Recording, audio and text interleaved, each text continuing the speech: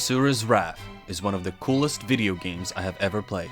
While it's not a perfect game by any means, it was at the time an incredibly unique experience, trying to essentially create a playable classic anime, full of intense fights, cosmic stakes, and compelling characters whose inspiration mainly draws from Hindu and Buddhist mythologies, a source which is incredibly underused in media, especially games. Released on February 2012 for the PlayStation 3 and Xbox 360, it was published by Capcom but developed by CyberConnect 2, who are most famous for working on the Naruto Ultimate Ninja series, as well as developing the Dot Hack games on the PS2. In this video, I'll be going through the story of Asura's Wrath, as usual exploring the gameplay and extra content it features, but I will also be discussing the myths and legends that this game draws inspiration from. I always found it surprising how little games exist that draw from Hindu mythologies in comparison to ones like Greek and Roman ones. Despite being one of the oldest religions and having many interesting stories and deities, the only other game series I played that really utilizes Hindu mythology is Shin Megami Tensei, and even then, it's rarely a big focus. A quick disclaimer, I am no expert in either Hindu or Buddhist mythologies or religions, and a lot of my research revolved around the concepts that were featured in this game. Due to having such a long and rich history, people's understanding of ideas have changed over time, stories were adapted in different cultures, and as civilizations migrated, new groups created their own versions of the stories which may contradict each other. Now if you do find any of the topics I discussed here interesting, I do recommend going out there and trying to make your own research.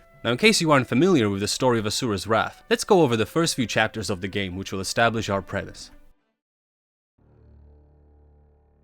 The story takes place on Gaia, a planet not unlike our own, inhabited by humans but also terrorized by the impure beasts known as Goma, who roam the lands and wreak havoc on the people living there. The Goma are locked in a never-ending battle against the demigods who govern the world. In their efforts to purify the land from their blight, they create the Shinkoku army to fight against them, led by the 8 demigods known as the 8 Guardian Generals. A group of especially powerful and near-divine beings appointed by the Emperor of Shinkoku to protect their nation.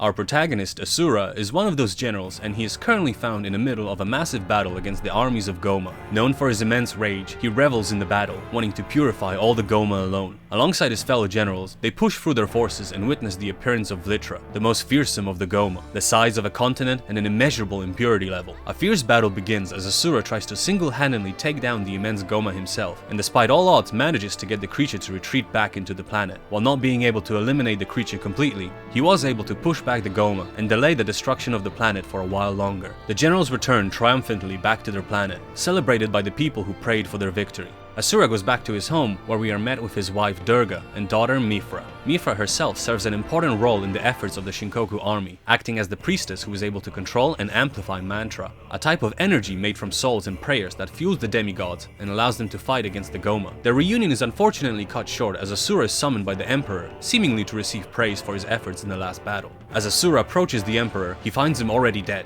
The blood of the Emperor stains Asura's hands as guards come out accusing him of the assassination and branding him a traitor. Confused by what is happening, he tries to escape but is stopped by one of the other Guardian Generals, Waizen, and his troops. With no other option, Asura battles the seemingly never-ending supply of guards and eventually manages to subdue Waizen as well. Rushing back home to check on his family, he is instead met with his dying wife, her last words pleading Asura to save their daughter Mithra, who has been captured by the other generals. Furious by what has happened, Asura gathers his strength and makes his way over to where the generals are holding his daughter. It is here where we are faced with the leader of the 8 Guardian Generals, Deus, the most powerful of the demigods, who reveals that this was all part of his plan to save the world in his own way. Wanting only to save what's left of his family, Asura challenges Deus. However, the overwhelming power of the Commander General is too much even for Asura, who is promptly defeated and sent hurling down to the depths of Naraka. In a realm between life and death, Asura holds on to one of the infinite pillars that can be seen. With no memory of what has happened or why he is climbing, he is met with a mysterious golden spider that encourages Asura to keep climbing. As he makes his arduous climb, Asura starts to recover some of his memories, like his time training with August, another one of the Guardian Generals, and his old mentor. Eventually, he remembers the day he was branded a traitor. His rage continues to build up more and more as he climbs, tormented by the sounds of a baby crying which he cannot explain. As his anger increases, his pace does too, and eventually, he manages to climb out of this limbo realm and back to Gaia. 12,000 years have passed since that fateful day, but Asura is dead set on saving his daughter and getting revenge on the Guardian Generals that betrayed him.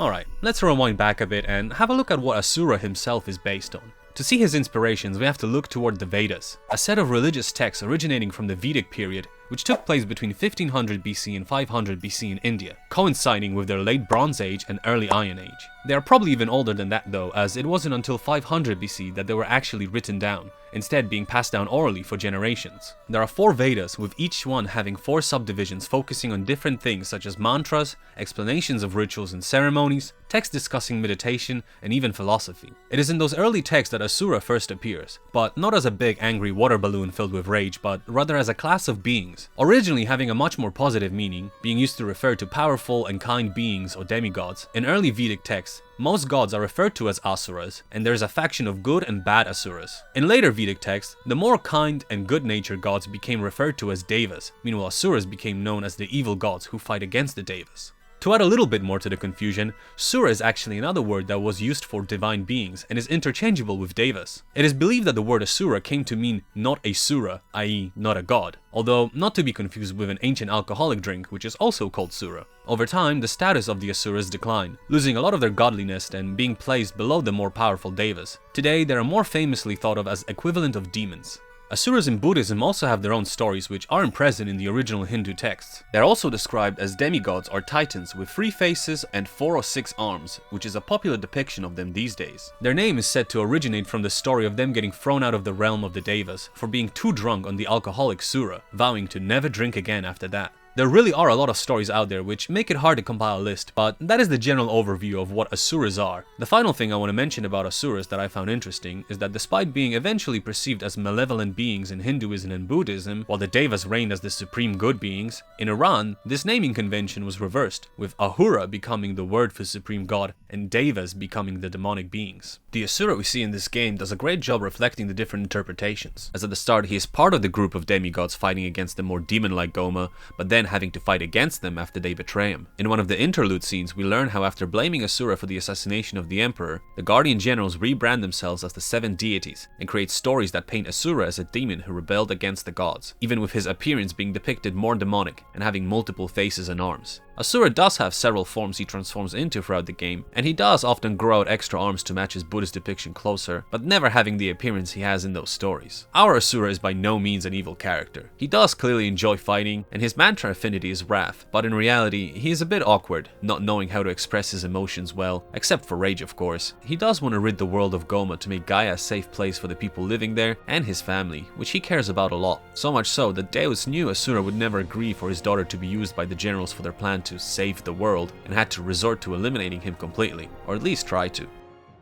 Okay, let's take a break from all that learning and go over how this game plays in general. When I said this game is like a classic anime, I meant it in every way. The story is divided into episodes, each one being usually around 20 minutes or less in length, with their own opening credits, previews of what will happen in the next episode, and even the classic eye catchers that were used to split up episodes for commercials, like in Full Metal Alchemist or Initial D. In between the episodes, you get these interlude scenes that expand on the story of the game, usually showing us what the different characters are up to or delving more into the lore of the game. The first episode's interlude shows us Deus talking with one of the other generals, Carlo, about Asura's performance in the battle against Vlitra, as well as his daughter Mithra's incredible ability to amplify mantra, leading them to set into motion the plan to eliminate Asura. The coolest thing about these is that a range of illustrators throughout the industries have been brought on to create the images you see in them, varying quite a lot in their art style, and the quality of them is always high. Episode 1 was done by Seiichiro Hosokawa, who has worked on several dot hack games and movies as a character designer. Episode 2 is I already mentioned, with how it describes the legend of the Guardian Generals that was passed by humans for generations, in which Asura is described as a selfish and ambitious monster who terrorized the planet and turned against the emperor until the rest of the demigods, under Deus' command, fought him and cast him down to hell,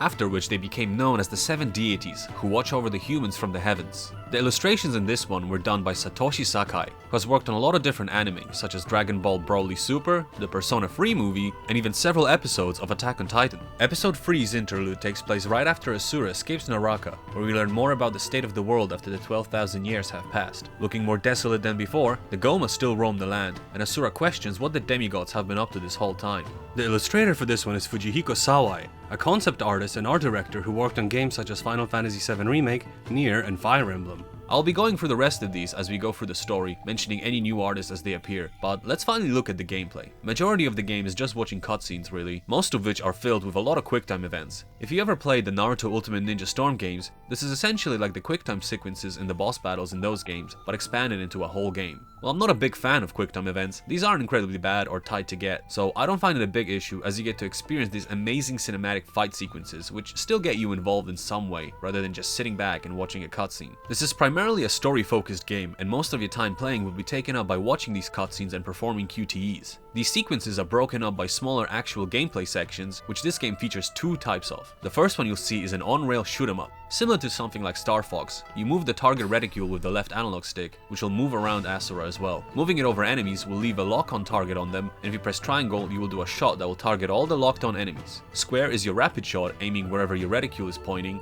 Circle lets you do some punches, though that doesn't have much uses in most cases, as enemies in these sequences are usually far away. X will let you dash in any direction to avoid enemy projectiles. Most of your time in these sequences will be holding square while pressing triangle every now and then to fire a lock-on shot. On the top screen you have a few gauges, the green one being your health, and the red one under it is your burst gauge, which fills up as you deal damage and defeat enemies. Once filled, you can press R2 to do a big dash attack at the enemy, which will progress the game. Pretty much all gameplay sequences involve you either surviving the scripted sequence or filling up the burst gauge and successfully using your R2 move. Below that you have another kind of gauge that fills up as you attack and get hit. Once all the lines have filled up, you can press L2 to enter unlimited mode, powering Asura up and speeding up his rate of fire. The other type of gameplay you get are these beat 'em up sections. Similarly to the shoot 'em up sections, you have your health, burst, and unlimited gauges, which work in pretty much the same way. However, when using your R2 burst, you need to make sure you make contact with the enemy, otherwise you'll have to regain a part of your burst gauge to try again. Circle does a melee attack combo, and holding it will let you do a dash attack towards the enemy, which may cause them to be launched in the air and get downed on the ground. Triangle does a heavy attack which will hit all enemies around Asura and overheat them for a short time, making you unable to do the heavy attack again until the circle around Asura disappears. Enemies that are down on the ground may have a triangle prompt appear, which will let you perform a special grab attack on them. Doing it will also overheat Asura, and you will not be able to perform it if you are already overheated. X lets you jump. You can perform both circle and triangle attacks in the air, and holding circle will do a dive down towards the enemy.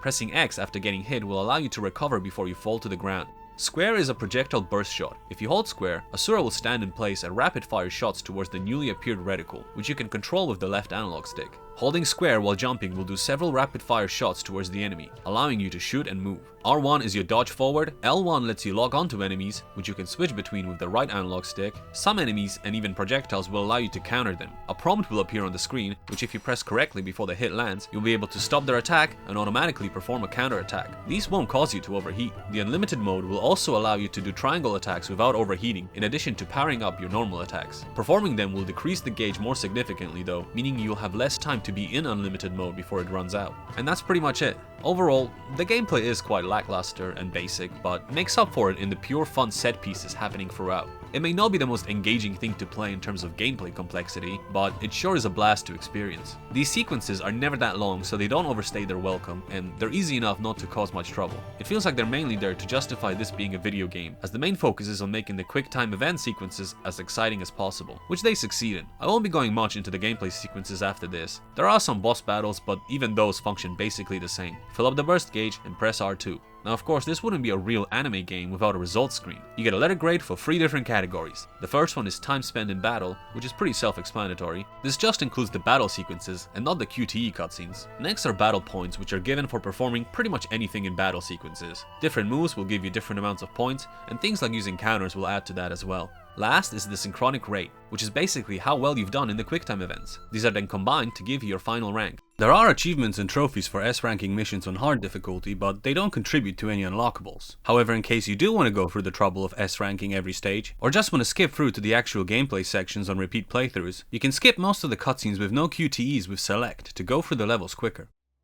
Alright, let's get back to the story with episode 4. Asura wanders the wasteland until he encounters a small village filled with people praying.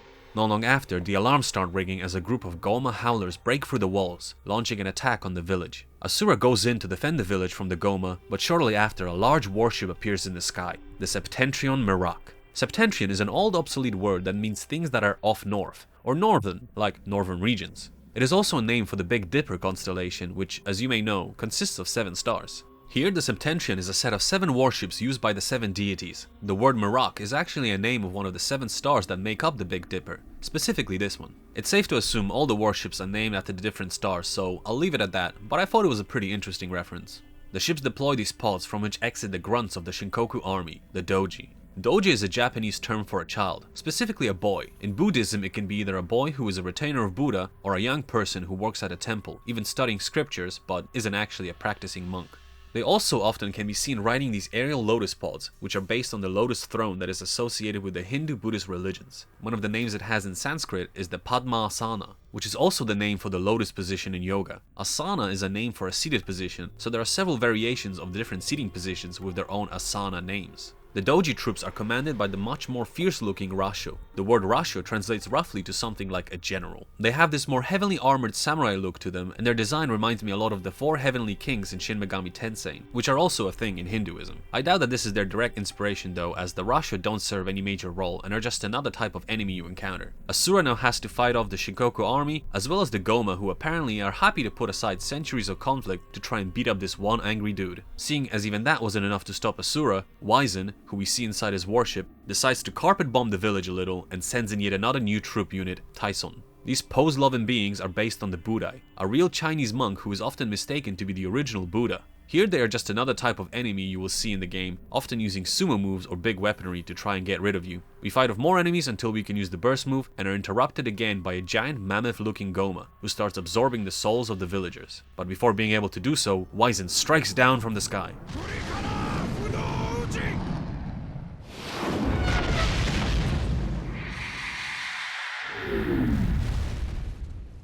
Asura still doesn't have his memories, so he can't remember him, which really gets Wyzen yapping. Fortunately, you can press triangle to politely ask him to wrap it up.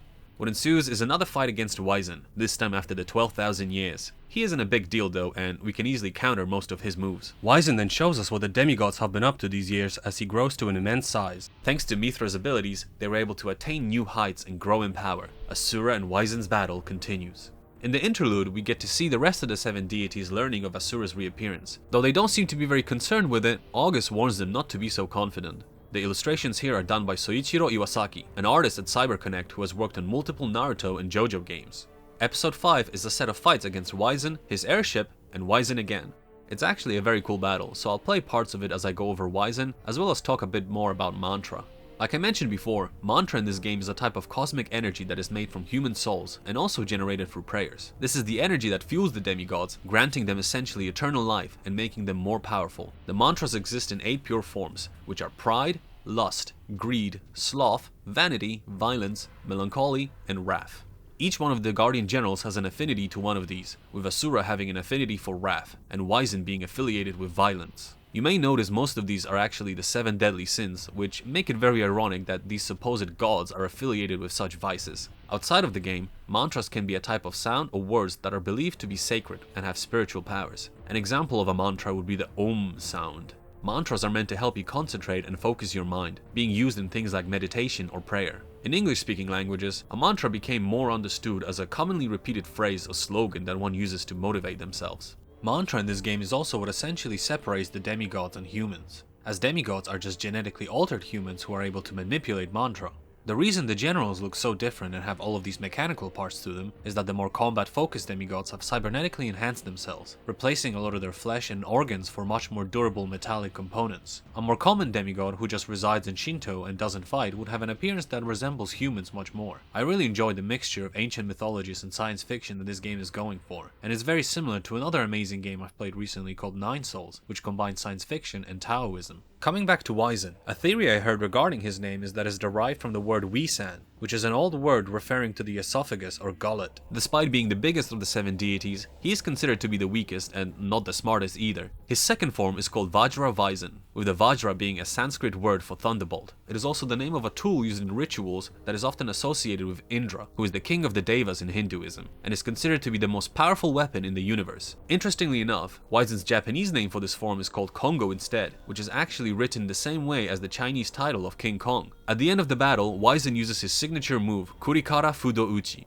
Kurikara is the name of a sword wielded by a wrathful deity in Buddhism called Akala, whose Japanese name is Fudo. The sword also has connections to dragons, sometimes being depicted as having either a dragon or naga coiled around it, whose name is also Kurikara. This is another figure that has a lot of different names and stories associated with them, but none are very relevant to the game besides this one reference. Oh, and Uchi just translates to hit. Either way, Asura pushes through and launches Wyzen out into space to blast off like Team Rocket, which leads us to one of the most exciting and iconic segments of this game. I call upon the power of the Mantra!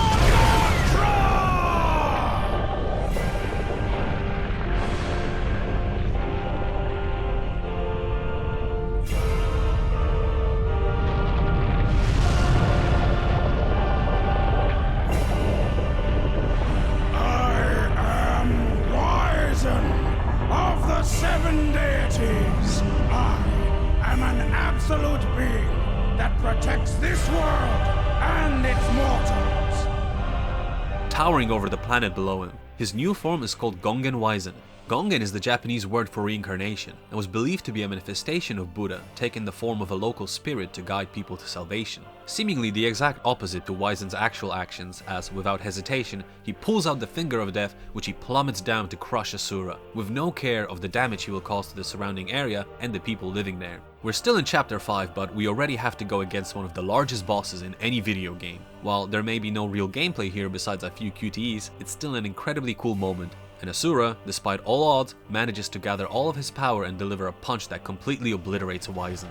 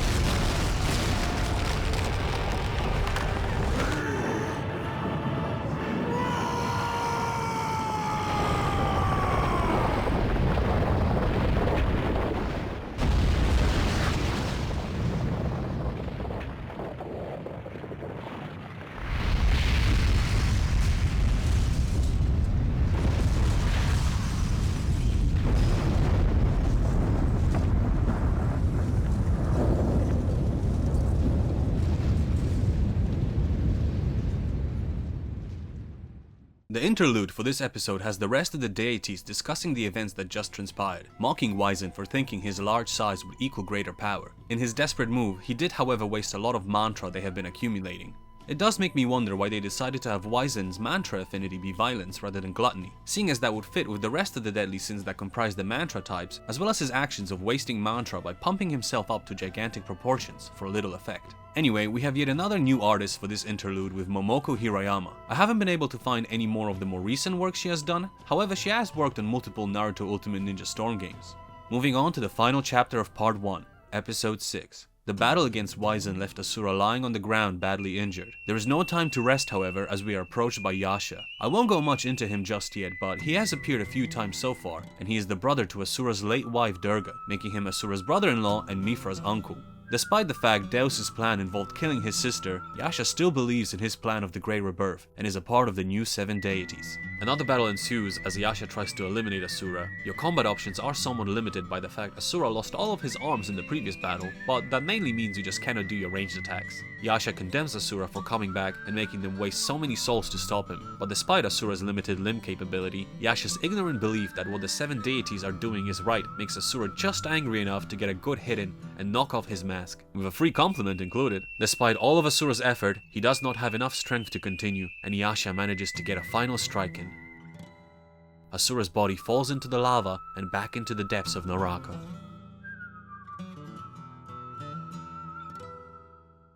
With part 1 of the story done, let's take a short break and go over some of the things that I haven't had the chance to mention yet. Starting with the underworld realm, Asura can't help but visit Naraka. In Hinduism, Naraka is a place of great torment where souls are sent to repent for their sins after being judged. It's essentially the Hindu version of hell. It is also known as Yamaloka, amongst many other names, and is ruled by the god of death, Yama. who is the one deciding whether a soul is sinful and sent to Naraka, or virtuous and instead being sent to Svarga, which is where the Devas reside. There are actually several different hells intended for people who committed different sins, though the number varies across different texts. Most mention there being 28 different hells. The time a soul spends in Naraka or Svarga is not eternal, however, and after enough time passes, the soul is released to continue the cycle of rebirth, with the sinful souls being reborn as lower ranking beings based on their actions during life. In Buddhism, Naraka is also a place that is similar to hell, or purgatory, but souls aren't sent there after being judged by a god, but rather you were born there as a result of your karma, which is essentially the actions you take in life. The stay there is also not eternal, and once the karma that has been accumulated has been used up, the being is reborn. The cycle of death and rebirth is known as samsara, and is a Sanskrit word for wandering. While it is a fundamental part of Indian religions, it isn't mentioned in the Vedas, and instead has root in post-Vedic texts. It is a part of early Buddhism though, where it is deeply linked with the concepts of karma. In both Hinduism and Buddhism, samsara is considered to be the source of dukkha, which has several meanings, but generally is a concept relating to suffering, pain, and unease. It is by achieving enlightenment and reaching nirvana, one is able to transcend and escape the cycle of rebirth and pain, which is also known as achieving moksha, the final goal of human life. Another person I barely mentioned was Asura's wife Durga, who is named after a major Hindu goddess of power, strength, and protection. She is a motherly figure associated with fighting of evils that threaten peace and prosperity. She is also one of the forms taken on by Parvati, a Hindu mother goddess of power, nourishment, harmony, love, beauty, devotion, fertility, and motherhood, who is married to Shiva, who is also known as the god of destruction and patron of yoga. Okay, so we might be straying off course a bit again, as we don't really learn much about Durga in game, with her serving more as a connection between Asura and Yasha.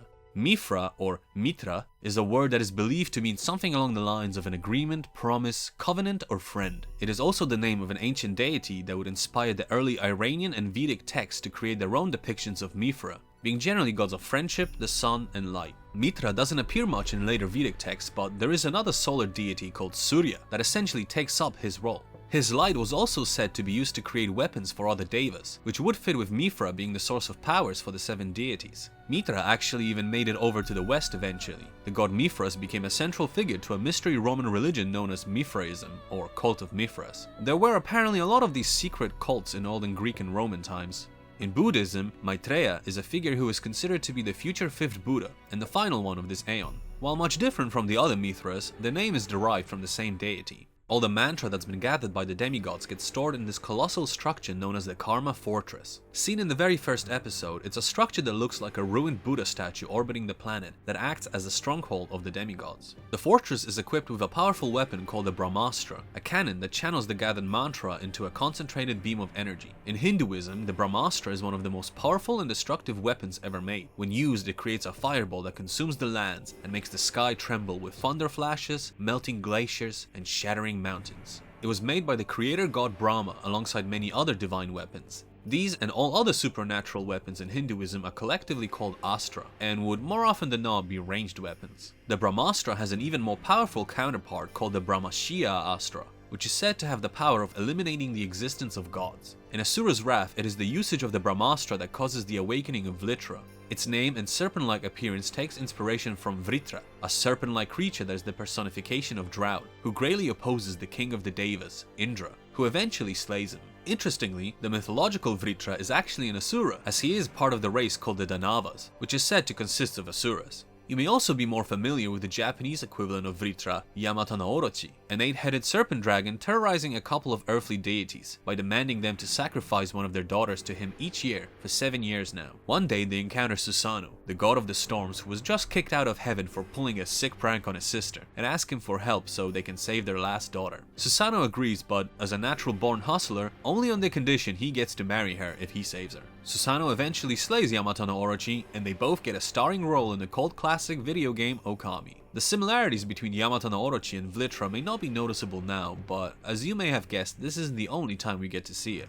The interlude for the last episode shows us Yasha lamenting having to see his niece imprisoned and her father being struck down for a second time. While clearly being uncomfortable with what is happening, Yasha truly believes that Mithra's power is the only way they will be able to stop the Goma for good, wishing that Asura would understand that too. Last two things I want to mention are the Kagabosh enemies, which are first seen escorting Asura to the Emperor. Their name roughly translates to Shadow Monks, and they have clear visual inspirations from the Buddhist warrior monks. They are the highest ranking soldiers of the Shinkoku army and tend to be in charge of operating the fleets in addition to managing missions. They're also the victims of Overwatch's blatant plagiarism. The other thing I wanted to mention was that Asura actually has his own Vajra form, which we can see in the very first battle against Vlitra. He gains this form after Mithra channels more mantra to him and Yasha when she sees them struggling during the fight. With all that out of the way, let's continue on with the story. Unwilling to let his body return to the planet, Asura once again climbs the pillars of Naraka, spurred by the golden spider excitedly watching over Asura's wrath-filled quest. More memories come flooding back to Asura as he remembers his past fighting against armies of Goma of various sizes alongside Yasha and their master, August. We see a lot of similarities between Asura and August's love for battle, with Yasha needing to stop the two from fighting each other after all the other enemies have been dealt with. Unlike August though, Asura has another reason that keeps him going. Despite being the almighty rage-filled warrior, the responsibility of fatherhood and sound of his child crying is enough to put fear even into him. We get to see a much more human side of Asura, embarrassed by being afraid of not knowing how to take care of his child, despite caring for his family deeply and wanting to protect them. From the other generals gathering around, we also get to learn that Mithra is the only vessel that is suitable of becoming the next priestess, and they even try to initially recruit Asura to their cause. Asura continues to be tormented by the sounds of a baby crying, as well as memories of his wife and daughter as he rushes up angrily to the top of the pillar, escaping death once again. Back on Gaia, we see a woman with a child tending to an altar. Asura's body, which turned to stone, can be seen embedded in a giant rock, enshrined by the local villagers living nearby. As the girl sings and prays, the rock begins to glow, and out of it bursts out Asura, ready for another round against the 7 deities. The interlude for this episode shows us more of Asura's old life at home, spending precious moments with his family. We also see the time Mithra was chosen as the new priestess and Asura's opposition to that idea, not wanting his child to become a tool for war. However, Mithra and Yasha both want to go through with it.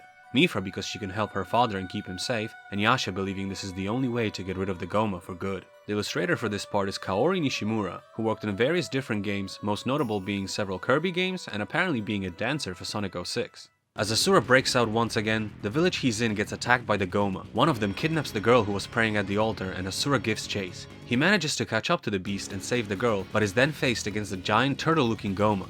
Asura manages to overpower the Goma in the end, and the surviving villagers all come out of hiding, seemingly to pray to Asura, which he finds pathetic. Just in time to claim all the glory, another Septentrian warship with its fleet arrives, helmed by one of the 7 deities, Carlo. After a few words, he orders for the village to be sacrificed for their mantra, and while scared, the people give themselves up to please their gods. Asura protests this and tries to attack Carlo, only to find out it's just a hologram. He tries to protect the rest of the villagers and fights back the squadron of Shinkoku troops. Despite beating up every single troop, his rage cannot be quelled, and he tries to take out his energy on the last soldier who is still conscious, before noticing the girl from before. Her striking resemblance to his own daughter Mithra manages to calm him down. Noticing her anger at the demigods who caused her family to perish, Asura vows to make them pay. The girl herself never gets named in the game, but the sound she makes when gesturing at herself in the first cutscene she appears in has led the fans to speculate that her name is Arya. This was later confirmed by supplemental material as well. Her role here is mainly to remind Asura of his family and goal as she observes parts of his journey. In the interlude for this episode, we get to learn more about the village surrounding the rock Asura was enshrined in. Following the last battle against Asura, the demigods declared the land cursed and abandoned it. The Goma rarely appear around these parts, which is believed to be due to the spirit of Asura watching over them. Still, despite that, no one is brave enough to approach the rock itself, feeling the aura of rage surrounding it. Everyone besides a young girl who would often visit it and leave flowers. One day, she and her father would be attacked by the Goma, but thankfully the 7 deities would come down and purify the beast before anything could happen. Unfortunately, in their own reckless mission to destroy the Goma, many villagers ended up getting caught in their counterattack, which included the girl's father. While the other villagers still saw the deities as their saviors, the girl was filled with anger and despair against the gods. She continued to visit the shrine as the face in the rock reminded her of her own father. We then see her deciding to follow Asura, as when all the other people continued to pray, hoping they won't be the next to be sacrificed, Asura decided to take action and fight back. Asura begins his all-out assault on Carlo's fleet, so while that is happening, let's talk about him a little. He's very close to Deus, acting almost as his advisor. He's the strategic mind of the 7 deities and is the one responsible for coming up with the plan to use Mithra as a source of power, and was the first to suggest eliminating Asura, correctly identifying him as a threat to their plan. His mantra affinity is sloth, fitting given that he never engages in battle himself and always just bosses his troops around, whom he expects to complete the deed. His design seems to be inspired by the Tengu, a type of creature in Shinto and Buddhism that is said to be a harbinger of war. A theory for his name is that it comes from the word Harlem, which means army hill, a possible reference to his strong military ties. After all attempts at slowing Asura down fail, he's face to face with Carlo again, who cannot believe how strong Asura became. You can shut him up just like Wizen, but it's just another hologram. Carlo blows up his ship and escapes in a pod, only for Asura to dash towards him out of the explosion, giving him the biggest hug he can. After all, it has been 12,000 years. Carlo pleads him to stop, saying their plan of the Great Rebirth which will cleanse all the Goma is nearly complete. However, Asura is tired of hearing all about it. I grow tired of hearing about the world!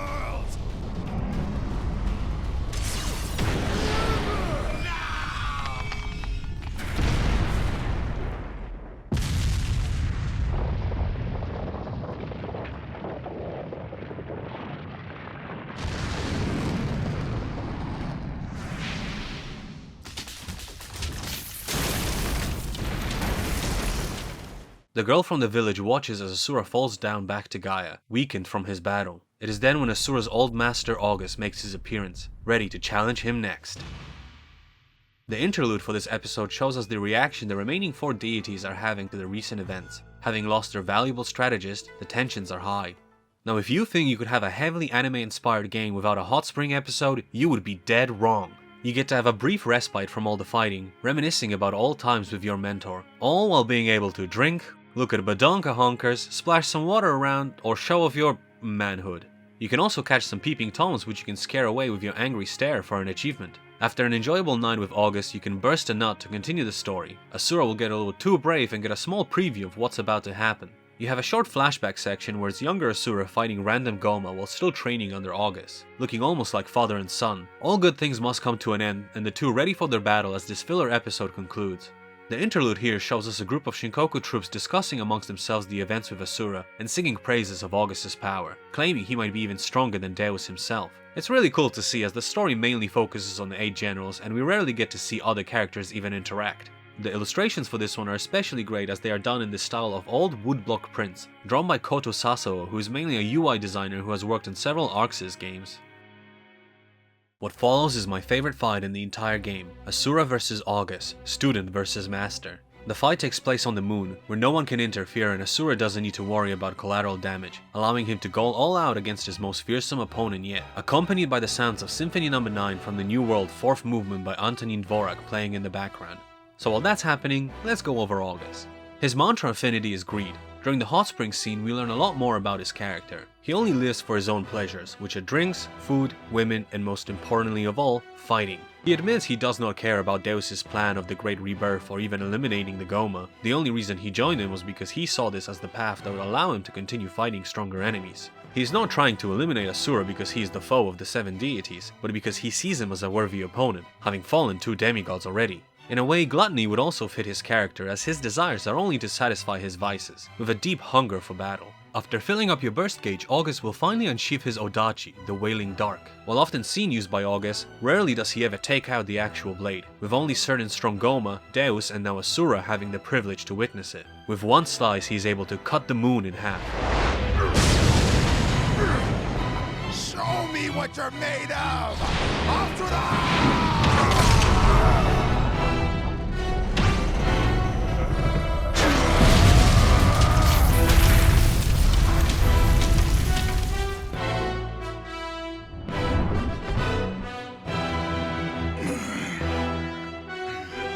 The fierce battle continues as Deus alongside Yasha observe the two. August's design was actually derived from some early designs of Asura, which explains their visual similarity. In the early stages of designing Asura, they planned for him to carry a sword or two and have facial hair, ideas that would later be reused for August.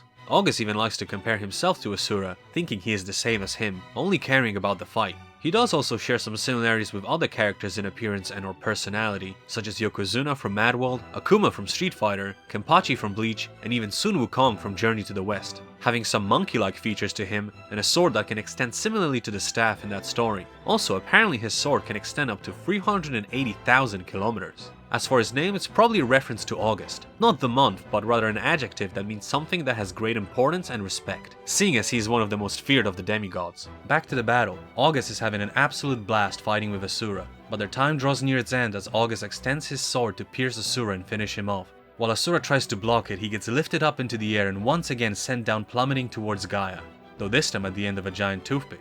The sword pierces Asura as they hit the ground, destroying his arms in the process and piercing through the center of the planet.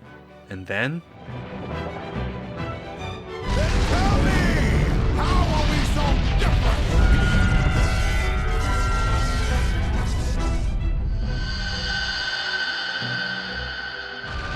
You won't understand even if I send you to Naraka.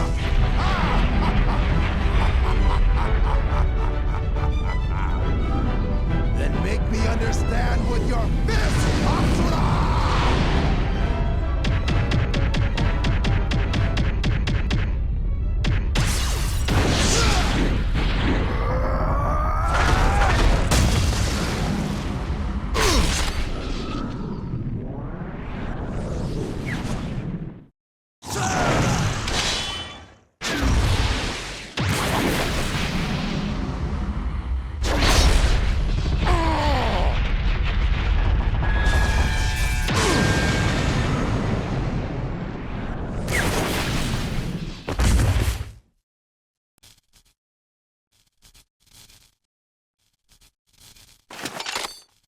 Despite August finally being defeated, there is still no time to rest as a new threat approaches. A giant Goma is making his way towards us. Asura borrows the remains of August's sword and runs forward towards the Goma. The girl tries to catch up to him, but she cannot keep up, and all we can see is a massive explosion happening in the distance.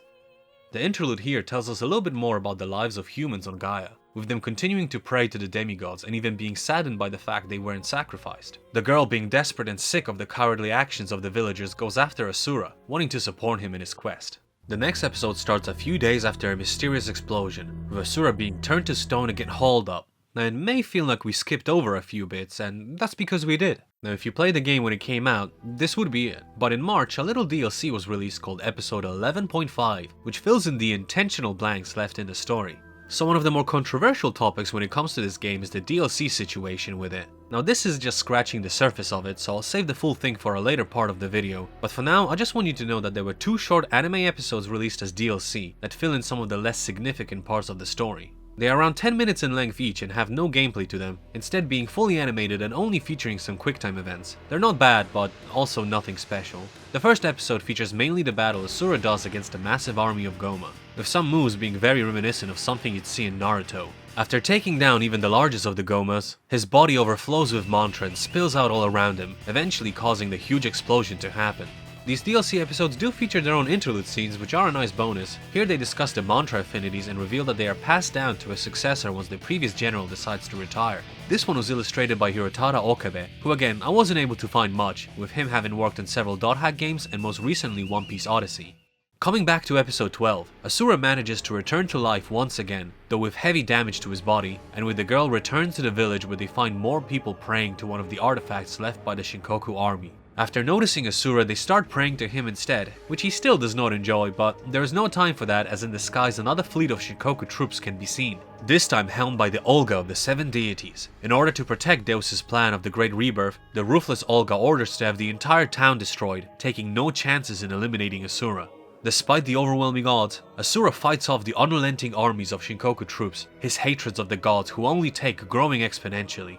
Eventually, he manages to find the girl who is trying to save one of the children from the village. Olga continues her attack, dropping more missiles at the village, annihilating the surrounding area and the innocent people there. After the dust settles, only ruins remain. The girl who believed in Asura so much was just another casualty of the demigods' careless fighting. Failing to protect yet another person, one that already reminded him so much of his daughter, makes Asura's rage grow to never-before-seen levels. The wrath in his body explodes in a massive burst of energy that radiates across space. Out of the explosion, Asura comes out attaining a new form known as Berserker Asura. Driven by primal rage, he gains incredible power, but lacks any way to control it. With beams of energy, he mows down the Shinkoku warships, overwhelming them easily with his incredible attacks. With no way of fighting back against such a beast, Olga has no other option but to retreat. As they escape, the skies start clearing, but Asura's uncontrollable rage still clouds his mind and continues to burn.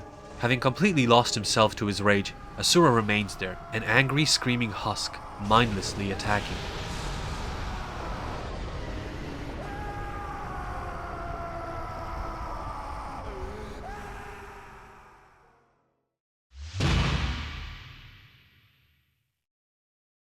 A lot has happened, so let's take a small step back and go over some things. Starting with Olga, the 7th deity most devout to Deus, with a fitting mantra affinity of lust. Her inspiration seems to draw from the Indo-European goddesses of love and lust, such as Aphrodite, Venus, or Freya.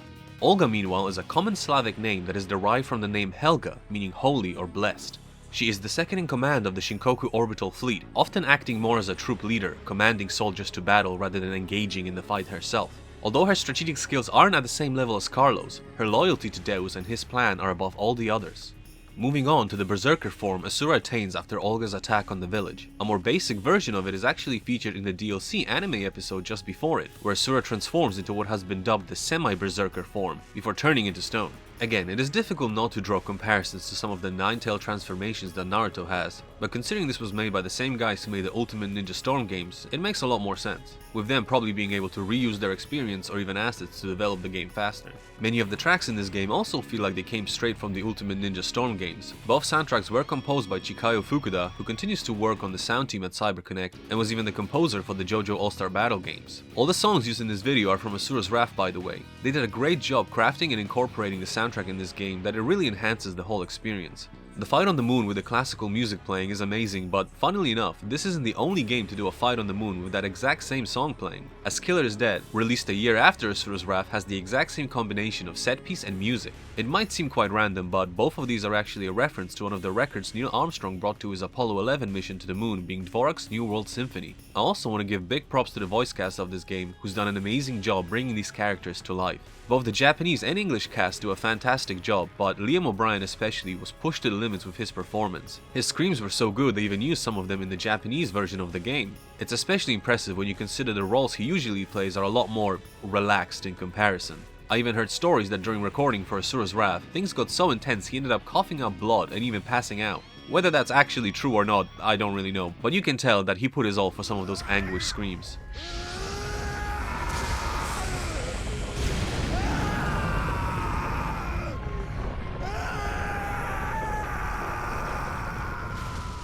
The last thing I want to mention before we return to the story is the interlude for episode 12. It takes place inside the mind of Asura, with him realizing he lost himself to the rage and cannot control his own body. The Golden Spider is there too, but is a lot more positive, seeing it as Asura unlocking a further potential to his power. The illustrations for this one were done by Hiroshi Matsuyama, the actual president and CEO of CyberConnect 2, who has also directed several of their games and even created the Dot Hack series.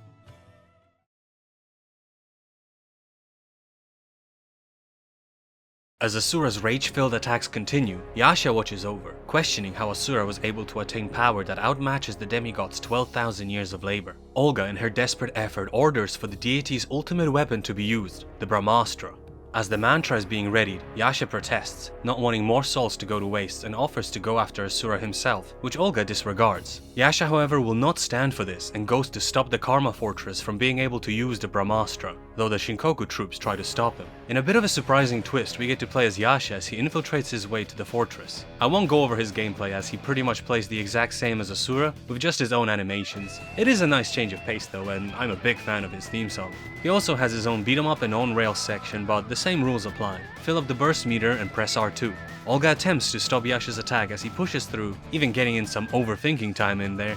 Unfortunately, he's not able to make it in time and the Brahmastra manages to fire, and Asura tries to counter it with his own beam of energy. Yasha rushes to stop it, and with a powerful kick he manages to divert the beam. While Asura sustains heavy damage, he still lives on. The interlude for this episode focuses on Sergei, another one of the 7 deities who happens to be purifying some Goma and Gaia at the moment. He receives a report of the events that just transpired and is summoned by Lord Deus. Sergei doesn't feature too much in this story, but does play an integral role in the events, being the right-hand man of Deus and the one responsible for killing Asura's wife Durga. His mantra affinity is vanity, which can be seen by his admiration for beautiful things, and especially himself. His name Sergei is Russian with Italian roots to Sergius, which means servant or protector, most likely referencing his role as Deus's closest ally. He's the youngest of the 7 deities, at least in appearance, which alongside his hobby of moon viewing suggests he could have some inspirations taken from the moon god Chandra. A lot of mental attributes would be connected to the moon, which was believed to govern the mind and emotions in general, with even normal people experiencing mood swings whenever a new or a full moon happened. Sergei is by no means a stable individual, and easily one of the more definitely evil characters in the story, as we'll soon see. Also, in a magazine released after this game came out, there apparently is an interview with Sergei who admits he confessed his love to Yasha at one point, who wasn't too pleased with it and shut him down. Back to the story, a village is about to be attacked by the Goma, so Sergei decides to wipe it out completely before that can happen. He taunts Yasha, who is hesitant of the plan since the Goma haven't even reached the village yet, so instead he goes off to wipe them out himself to protect the people.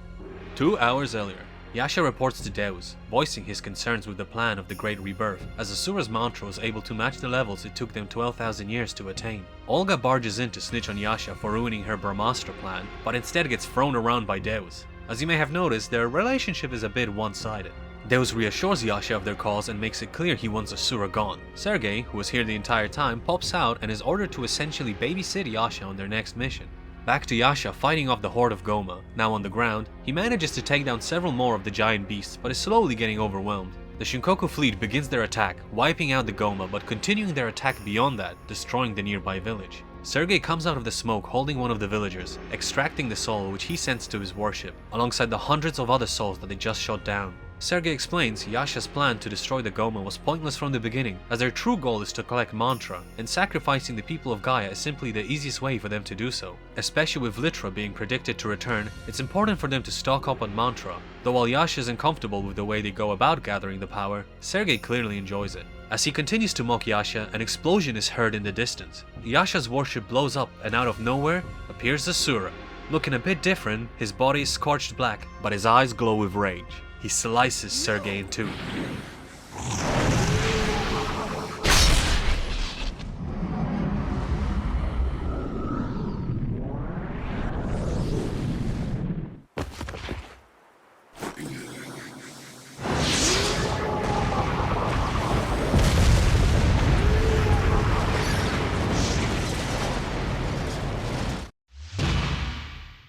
The interlude for this episode goes over a report on Asura, explaining what happened after he got shot with the Brahmastra. Now in his new Wrath form, he isn't spraying energy beams everywhere, but is still a force to be reckoned with, ripping through armies of Goma and Shinkoku troops alike. Despite Asura still being lost and controlled by rage, he doesn't attack any civilian demigods or humans. His good nature is still shining through. Sergei continues to provoke both Asura and Yasha as the former holds his dying body.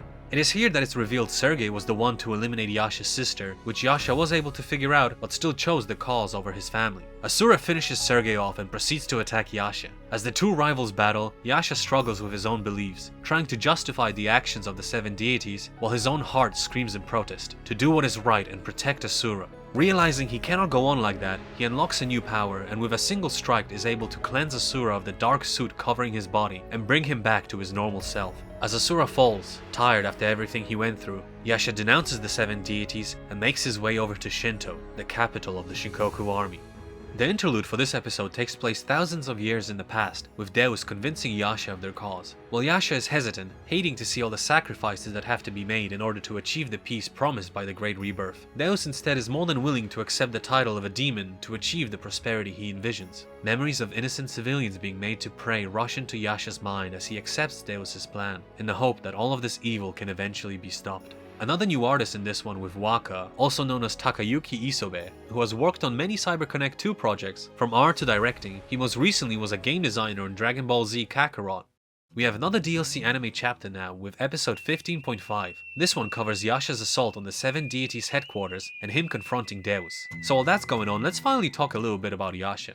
Firstly, his name comes from a class of nature spirits in Hinduism and Buddhism called the Yaksha. They are generally caring and benevolent beings. In early texts, the males have been known to be powerful warriors as well. They are also said to have dual personalities, with one of them being an inoffensive nature-loving fairy, and another darker one that haunts the wilderness and devours travelers. This is pretty well reflected in Yasha, who you can tell has a lot of caring qualities and thus ultimately want the best for the world, but is forced to commit these horrible things to achieve this peace. His mask is an important piece that represents the suppression of his feelings, perhaps even helping him do so, with every time it gets broken or damaged representing another step in Yasha's journey to freeing himself from Deus's lies. His mantra affinity is one of the more stranger ones, being melancholy, which means a feeling of deep sadness with no obvious cause. Again, very fitting to his depressing demeanor throughout the game and his feelings of doubt. While it is not one of the deadly sins today, melancholy was a part of that list at one point. Known more as acedia, which is Latin for without care, it was believed to be a sin due to the fact that lack of joy, especially without reason, was seen as a refusal to enjoy the goodness of God.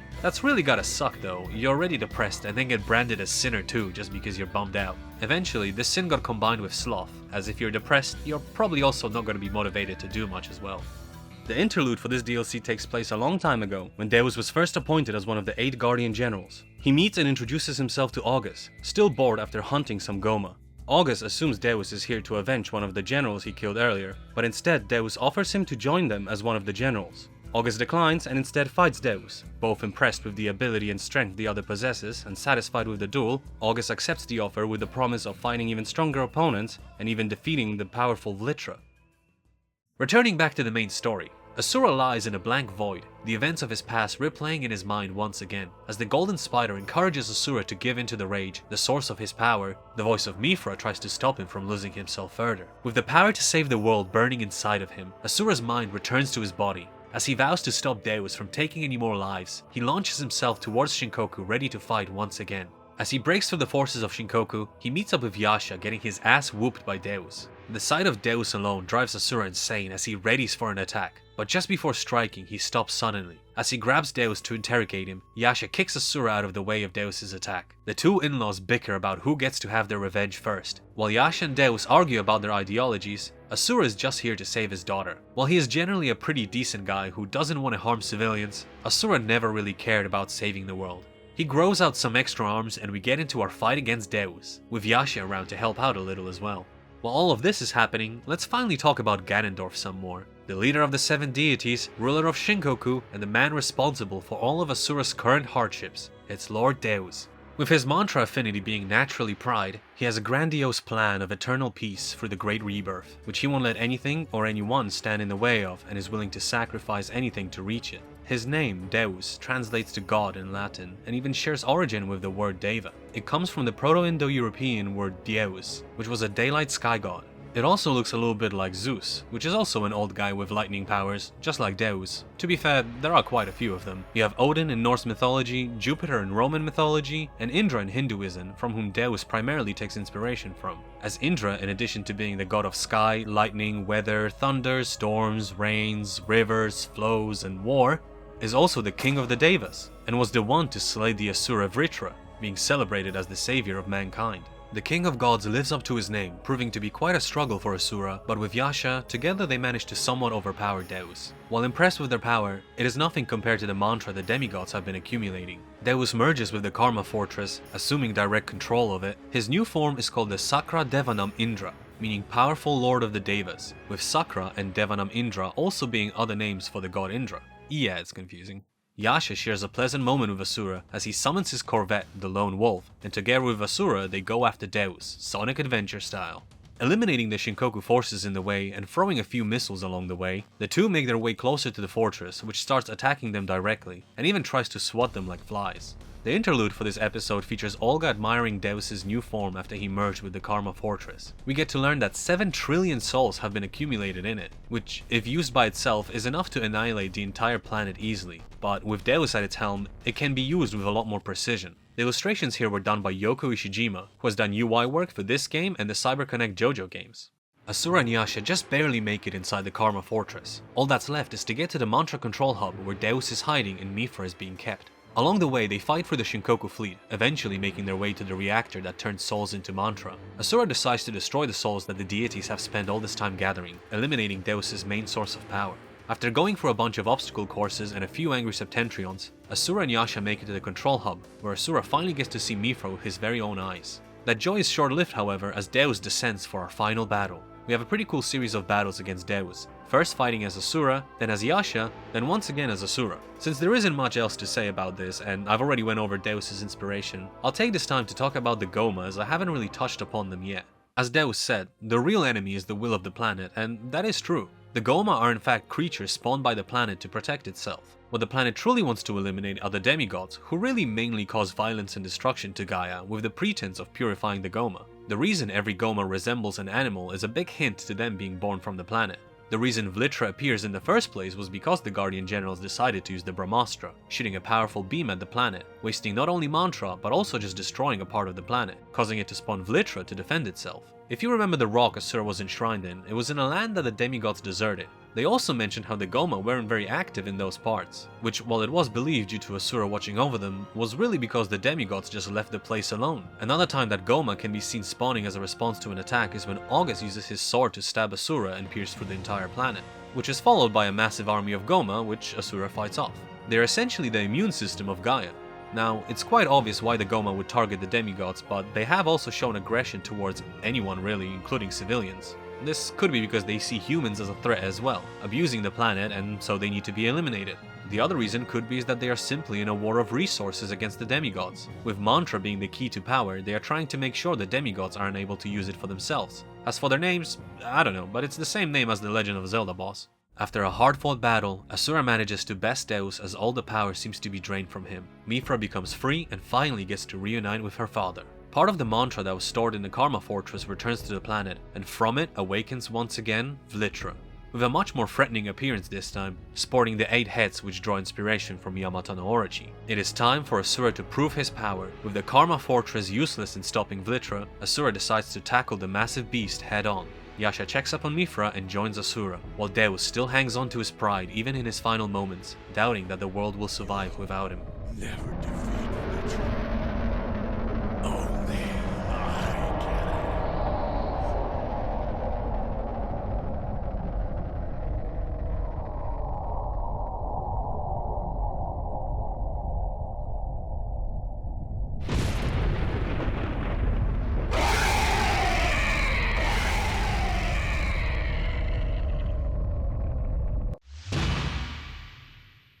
The interlude for this episode shows an argument between Deus and the late Emperor Strada, with the former urging the Emperor to start preparing for the next appearance of Vlitra. The Emperor, wanting to let his people rest up and enjoy the respite from the battle after just claiming a big victory over the Goma, shuts down Deus's idea. Next we see Deus deciding to follow his own path, and take over as leader to guide the people to a peaceful world that he imagines, with Olga being there to fully support him. Returning to the story with episode 18, we have a scene reminiscent of the very beginning of the game, Asura flying through space fighting off the army of Goma alongside Yasha. As they tear through the legions of Goma, they eventually make it to one of the heads of Vlitra. They manage to destroy it, but with how long it took, it seems like a pointless effort, so they decide to search for the main body. The heads of Vlitra coordinate their attacks, which Asura and Yasha manage to deflect together. They manage to incapacitate the heads briefly with their own attacks, and search for the center of the beast. As they approach it, the dark mass opens up, terraforming the land, and revealing a hate-filled face, which readies an attack. The power of the will of the planet feels overwhelming, but the two aren't planning on giving up. Mythra, visited by the spirit of her mother, channels the remaining mantra from the Karma Fortress towards her father and uncle, which revitalizes them and enables Asura to enter his Mantra Asura form, where he manifests thousands of arms that combine their power into the hulking fists he has now. With his power amplified, he tears through the heads of Vlitra and begins an all-out assault on the entrance of the core. In a desperate effort, Vlitra charges up a powerful beam, but Asura and Yasha push through it, making their way inside Vlitra and the planet. With heavy resistance, they make it all the way down to the center where Asura strikes the core. In a last-ditch effort, the planet's will summons its final creature to stop Asura and Yasha, the true and final form of Vlitra's core. Yasha knows that it looks just like Asura when he's angry, and the reason for it is that just like Asura's mantra affinity, as well as the source he draws power from, is wrath. And this form of Vlitra is the manifestation of the planet's wrath. It's a desperate attempt to stop the demigods after centuries of war. Because they both draw power from wrath, it makes sense that their appearance has similarities. It is time for Asura to truly prove the 7 deities wrong and finally get rid of Goma for good, without the need to sacrifice trillions. Vlitra's core proves to be a difficult opponent, but the two brother-in-laws fighting as one manage to triumph over this wrathful creature, destroying Vlitra and all the Goma along with it in a massive explosion.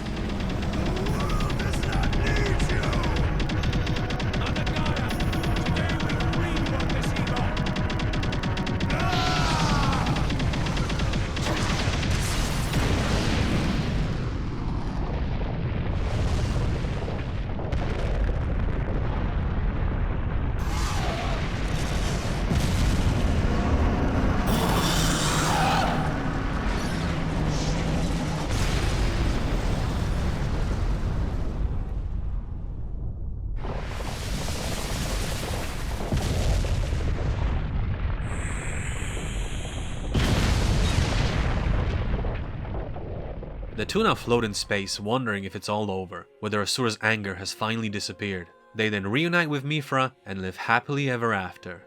Roll credits.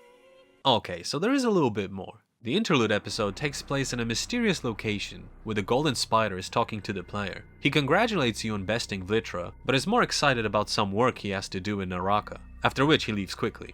We then are tasked with unlocking the true episode 18, which you can do by S-ranking at least 5 episodes or completing 50 missions on any difficulty, of which there are 3. Chances are you already have 5 S-ranks, as it's really not that difficult, so let's check it out. It's essentially just episode 18 again, with a couple extra scenes and different camera angles, but it's essentially the exact same episode where you have to redo the fight with Vlitra. It's a bit lame making you replay the same level twice in a row, but there's bigger things to worry about, so let's just skip to where the previous episode ended. As Asura and Yasha reunite with Mithra, their happy moment is interrupted by Olga, still pretty upset we defeated her boyfriend. With tears in her eyes, she plans to exact her revenge and make them feel the pain of loss she is experiencing. As if they haven't already lost someone because of the demigods. Before she is able to do anything, however, she is stopped by golden threads that suddenly appear. We hear the voice of the Golden Spider from Naraka calling Mithra his vessel and then exacting his punishment on Olga, eliminating the last of the 7 deities. The spider then appears, working on his own plan the entire time, and envelops Mithra inside a cocoon, from which he emerges reborn in a new form, using Mithra as his vessel, and reveals himself to be the true god, embodiment of the Wheel of Life and spinner of all mantra, Chakravartin. And that's it. See ya. No, really, that's it. The base game ends here. And the true ending, alongside the entire final arc of the story, is locked behind a DLC pack that was released 2 months later. This is easily the most outrageous part of the game. This isn't some side story. This is the actual conclusion to the entire journey. It was only $7 and contained 4 whole new episodes, but the fact you had to pay extra after already buying a full-priced game to get the full story was, as you may imagine, not taken very well. By today's standards of loot boxes and gacha games being shoved down every game possible and DLC being a lot more widely accepted, this may not seem like a big deal, but this game came out when DLC was only just slowly trying to swallow up the entire industry, and there was a lot more pushback. That didn't stop games from trying similar things, with even Final Fantasy XIII-2 having a somewhat similar situation with a DLC that also ties up some of the loose ends left by the main story, though even that isn't anywhere near the level of Asura's Wrath deciding to paywall the conclusion to their game. This wasn't a good era for Capcom, unfortunately, with them making a lot of questionable decisions that ultimately left fans of many of their series incredibly frustrated, being no stranger to the dreaded on-disc DLC, and it's very likely the decision to release the game in this format was due to Capcom's wishes, and not CyberConnect. There are 2 more pieces of DLC this game has, which are the Lost Street Fighter episodes. These are actually pretty cool, and unlike the previous DLC, you can reasonably understand why it would be released as a DLC, so let's go over these first. These aren't canon, but yes, they do feature Street Fighter characters. This game was published by Capcom after all. They were never dubbed in English for some reason, but I guess I get a chance to listen to the Japanese performance.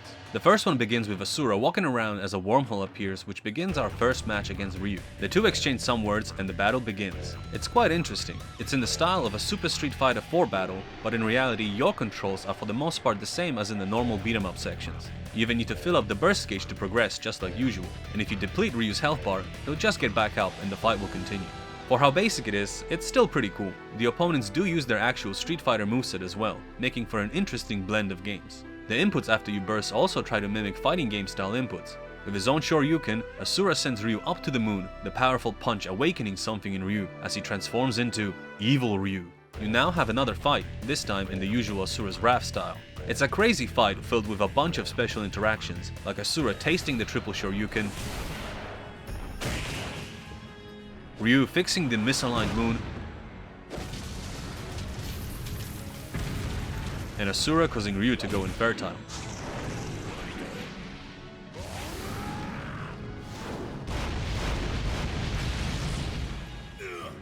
These also feature a lot of the cooler uses of the QuickTime events. After beating Ryu for a second time, another figure appears. It's Akuma. This ends the first lost chapter, and for what it's worth, it's pretty good. The second episode has Akuma absolutely disrespecting Ryu and everything he stands for, wringing him out like a Beyblade back into his dimension. A new warrior has entered the ring! We get another one of those 2D Street Fighter styled battles. It's a real shame Asura never got a chance to be a DLC character in Street Fighter. Perhaps if the game performed better, that might have been a reality, but this really is a window into what could have been. After bursting all over Akuma, he also transforms into a new form, becoming Oni, Destroyer of Heaven. And then this bastard messes up the damn moon again. Asura is reasonably upset, and without even the need for Mithra, he is able to attain his mantra Asura form. This battle goes even harder than Evil Ryu's. Visually, these fights surpass even the main game honestly. There are so many exciting cutscenes happening throughout the fight, and the whole thing is filled to the brim with references. Even after you finish the gameplay part, the fight goes on. Akuma gets thrown around, and worst of all, they actually split the entire moon in half. The two continue fighting inside the fiery remains of the moon and are eventually locked into a standstill. Neither is willing to slow down for even a second. They fall down to Gaia, where they continue holding hands. And then...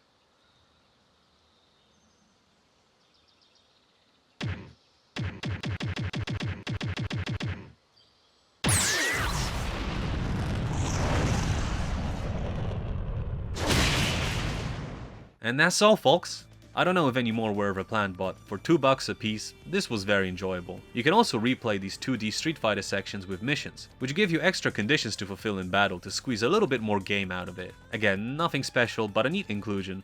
Before we conclude this story with DLC Part 4, I want to quickly go over the extras this game features. First, you have the trophies/achievements, which are the same as the actual system trophies and achievements. Next is CG art, which shows you renders of the different characters with some flavor text and extra facts. Moving on to illustrations, which features a range of concept art for the game. It was great to flick through as the art is all high quality, and it even expands on the lore. For example, Sergei can be seen with a moon-shaped ornament behind him, further solidifying his ties to the moon god. Interluded Movies is just a collection of the interludes featured at the end of each episode, in case you want to look through the artwork again I guess, but it also has a few promotional videos put at the end there as well. Next is gauges, which is a bit more interesting. You can change the gauge that appears in battle, which come with their own effects. For this playthrough I just used the basic one, which doesn't do anything, but you can choose gauges that will have a range of beneficial effects, such as decreasing the damage you take, charging your gauges faster, or letting you stay in unlimited mode longer. But you can also apply ones that will make the game more difficult, such as Mortal Gauge reducing your life, or Blind Master straight up making the gauge invisible. Most of these you will easily unlock by just playing through the game, with two gauges that are a bit more difficult to unlock, requiring you to beat all episodes with both the Mortal and Blind Master gauges equipped. The two unlockable gauges are Augur and Obliterator, which make you automatically execute counterattacks and keep your unlimited gauge maxed out respectively. The last option is the bumpers, which let you select which images appear during the mid-episode break. By default it's images related to the episodes you're playing, but you can customize it to add concept art from the illustrations you've unlocked. And that's it. So let's get back to the story, starting with the interlude for the true episode 18. It features the Golden Spider, once again seemingly speaking to the player directly, revealing himself as the true god.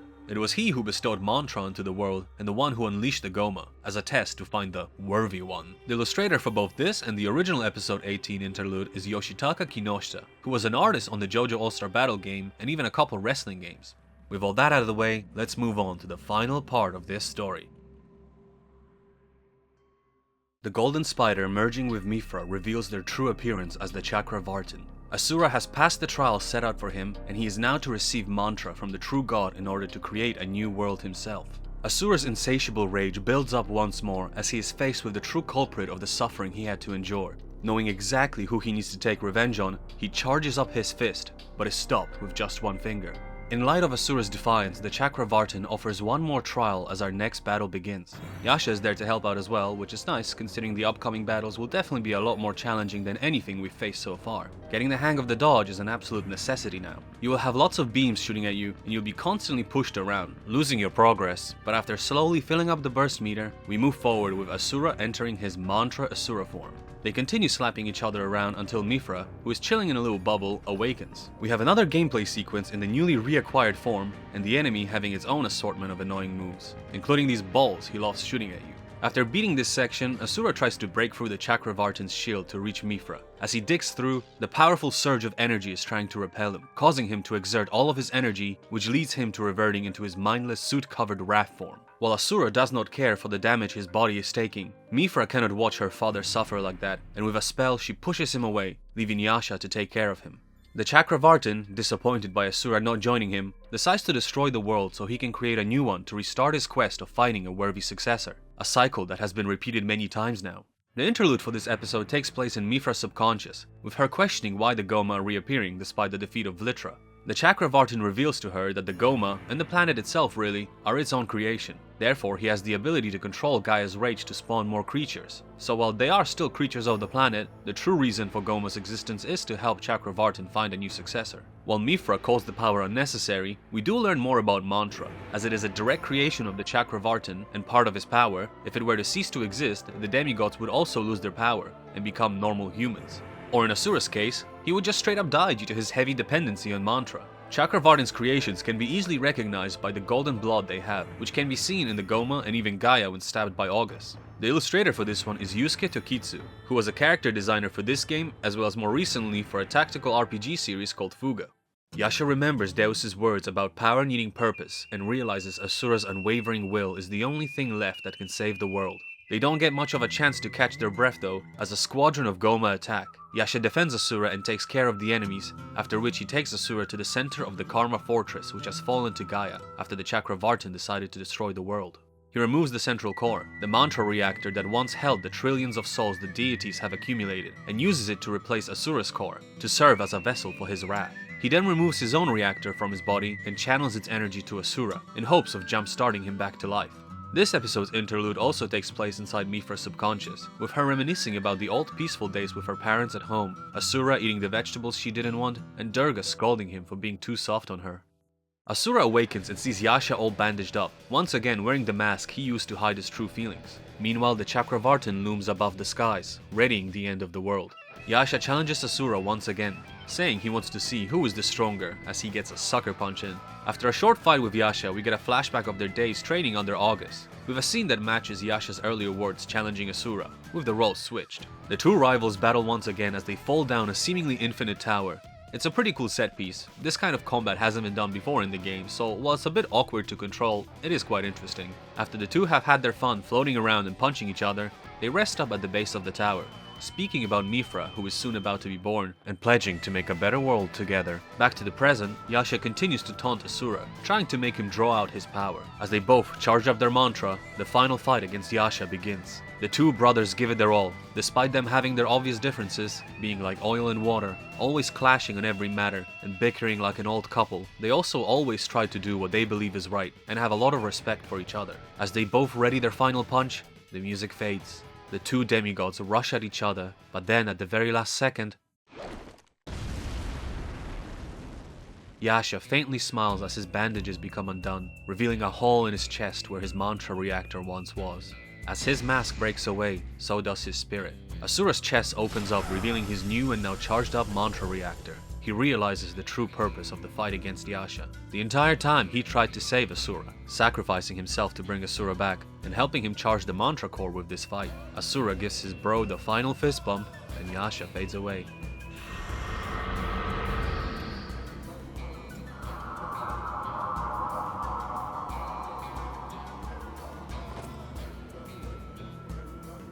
You were always a brother, never an enemy.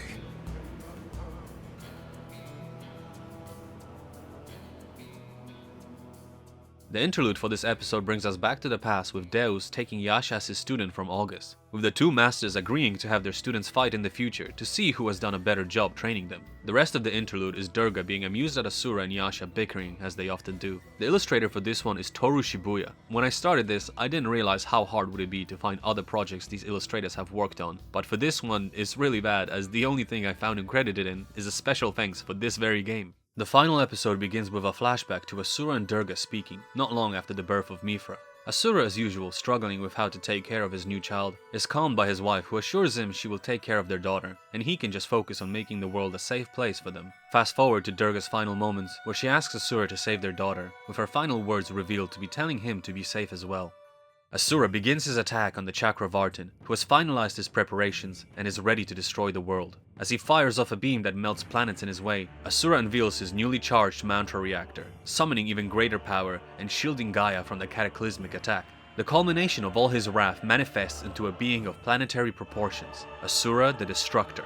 He takes one last look at his home planet, with the spirits of his family and old comrades watching over him, as the fate of the planet is about to be decided. Transforming his halo like a Gundam piece and jetting off into our fight against the Chakravartin, we have a brand new celestial gauge accompanying Asura's new form too. We have a shoot 'em up section with the Chakravartin chucking all sorts of things at us, including planets and giant stars. From having to battle the massive Wyzen to now being up against a creature the size of several galaxies, the stakes in this game go unimaginably hard. Slowly but surely, Asura makes his way closer and eventually is able to attack the Chakravartin directly. In a classic Asura move, he charges up his fist and delivers a powerful punch to the Chakravartin, breaking through his godly form and proving himself the most powerful being. In the event horizon, Chakravartin once again congratulates Asura on passing his trial and becoming the perfect being, leaving him to govern Gaia as he decides to depart for other worlds in need of guidance. The Chakravartin releases Mithra and extends his hand out to Asura so that he can accept his new position, again having played his role perfectly.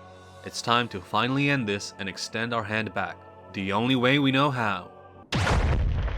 Asura declines, never really being a big fan of gods in general, only wanting his revenge and perhaps seeing the Chakravartin as a being who causes even more suffering, considering how much harm was done during these so-called trials, with the Goma wreaking havoc and the demigods abusing mantra, while the innocents were caught in their crossfire.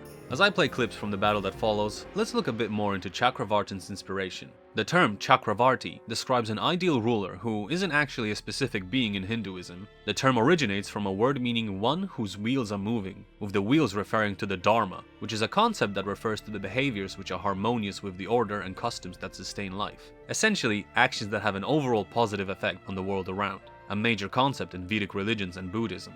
What exactly spinning the wheel of Dharma means is contested, but it's meant to be more of a poetic phrase that represents the spread of the positive teachings and noble truths. His initial appearance of the Golden Spider is a reference to a story called The Spider's Thread by Ryunosuke Akutagawa, which is said to be inspired by an old Buddhist tale, in which Buddha, looking down to the sea of sinners in hell, notices one criminal who has done a good deed in their life, which was saving a spider's life. The Buddha then offers them a chance at redemption by lowering a spider's thread upon which the criminal may climb out of hell. After climbing for hours, he looks down to check his progress, but sees a mountain of other sinners trying to climb up the very same thread. As the man on top is worried that it may snap and he may fall back to hell, he screams at the others to get off, as it was only meant for him. The second he finishes speaking, the thread breaks off exactly where the man was holding it, dooming himself once again through his own greed. Definitely easy to see the similarities to Asura's climb in Naraka, especially when you add the common symbolisms of spider's threads representing a complicated web of schemes. His main form with the many arms is actually based on Avalokitesvara,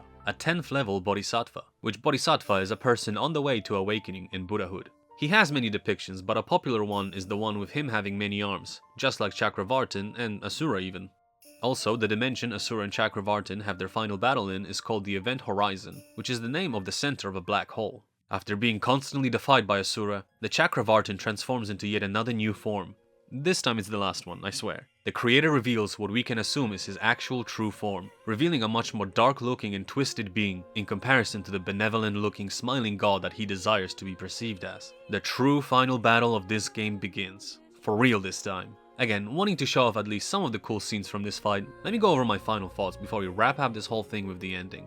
This game has been truly an amazing experience. It's been a blast revisiting it and exploring a small part of the stories that inspired it. I hope you also found it interesting and perhaps learned something new along the way. Again, what I covered here is barely scratching the surface, with there being so much more to pretty much every single topic and being. And then there are all the variations of ideas that develop based on similar concepts but in their own way through new cultures.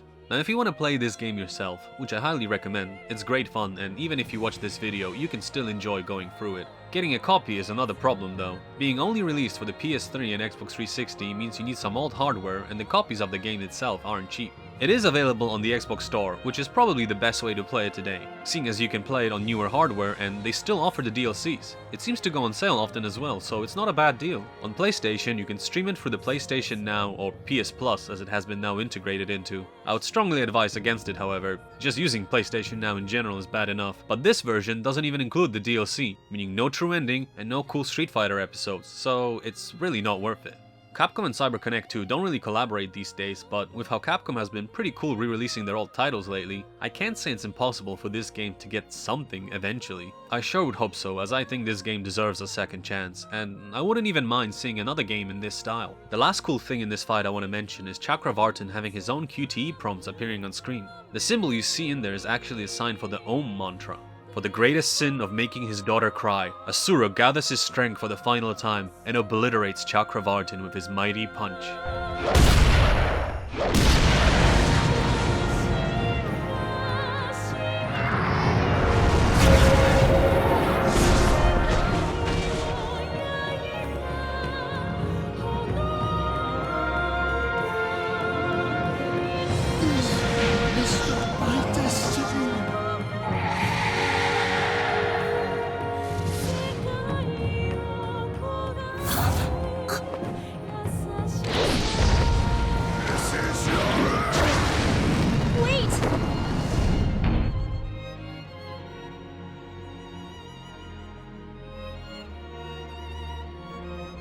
If you kill him, all the mantra will be lost.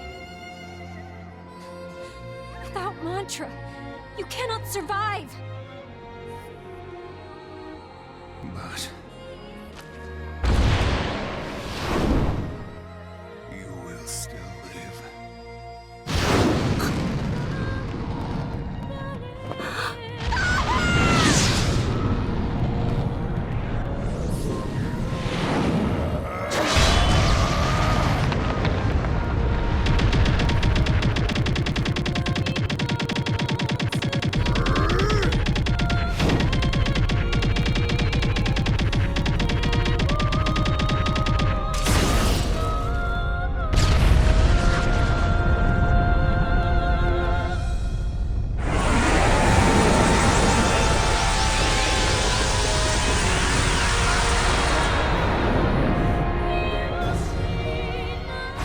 As the god of mantra dissipates, Asura starts fading away as well. With the destruction of Chakravartin, all mantra is ceasing to exist, meaning Asura doesn't have much time left. With his wrath finally gone, he says his final words to Mithra, who then returns back to Gaia, as the old shell of Chakravartin explodes. After the credits, we fast forward to an older Mithra, in a more peaceful and green-looking Gaia, retelling the story of her father to some nearby children. And that